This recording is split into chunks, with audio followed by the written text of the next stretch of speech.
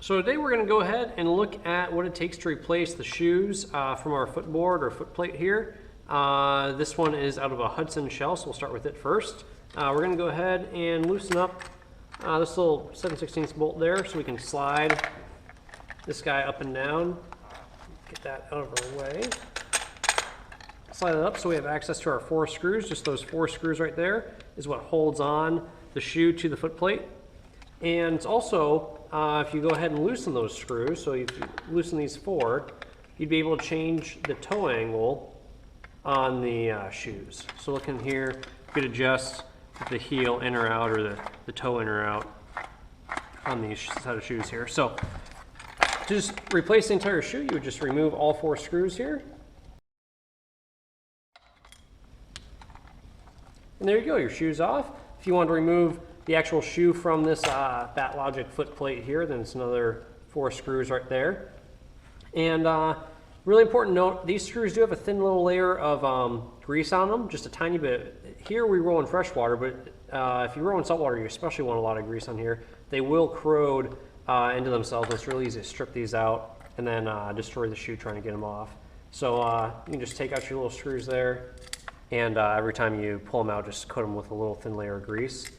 And then to reassemble, just get it all lined back up. Usually get just 1 screw in there first. Once you get one started, the other ones go in real easy.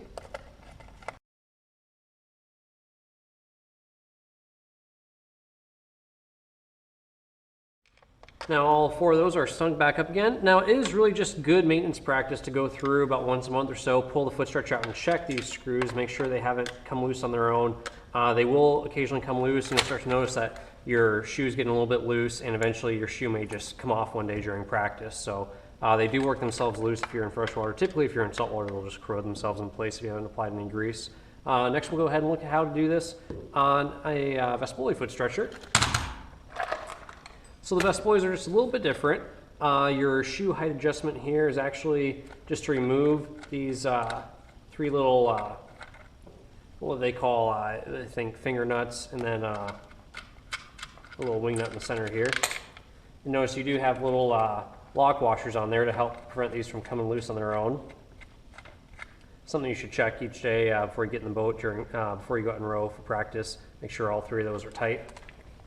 If you ever have one come loose or go missing, it's common to put some unequal strain on this little phenolic plastic plate here and to have it crack during practice. So go ahead and get that free there.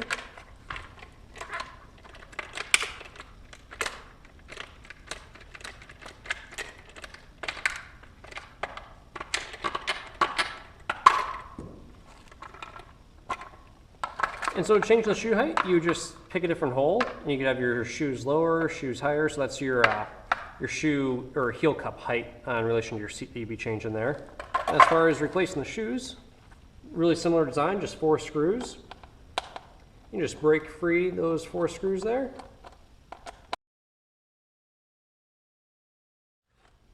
And there you go. So your shoe's off. You could replace with a new set of shoes. You don't have to use Vespoli shoes. They are pretty good. These particular kind, these rubberized kind, last quite a while.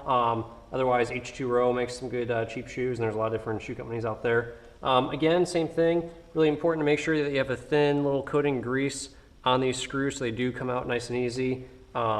Really important if you're in salt water. Still pretty important if you're in fresh water. They will corrode in place. And what will happen is you try to turn them loose, you'll either strip out the screw and then have to drill it out and destroy the shoe, or as you're trying to turn it, sometimes the actual shoe receptacle in there will start to spin or crack, and then again you'll have to replace the shoe. So just get one of them started in place there nice and light, line up your other 3 holes, and they'll all go in nice and easy.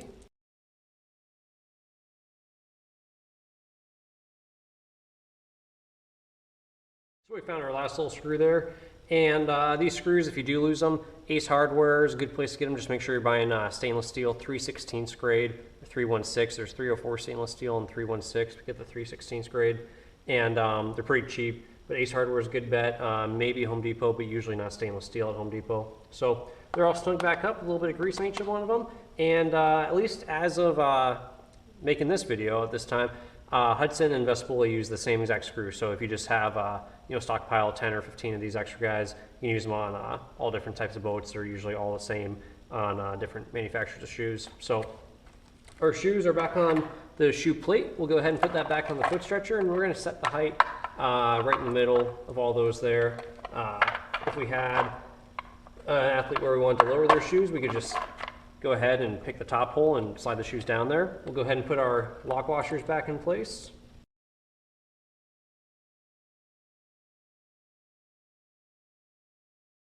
And so we've got everything snug back down here. Really just make it finger tight, just really strong with your fingers there. And just a little thin layer of grease on there to help keep these from freezing up too much. Finger tight, and then sometimes you might have to use like a little pair of pliers just to break them free if they do get stuck, but you don't want to crank on them too much. We'll just go ahead and snug them up just a little past finger tight. And that's it. So that's how you replace shoes. And of course, if this little phenolic plate broke, then use the same method. Just take the good shoes off and save the shoes and use replace your plate. Plates are only about 16, 18 bucks, and we'll save you from having to buy the whole assembly. So hopefully you found this helpful. If you have any questions, go ahead and shoot us a note on the website, or check out some of the other videos.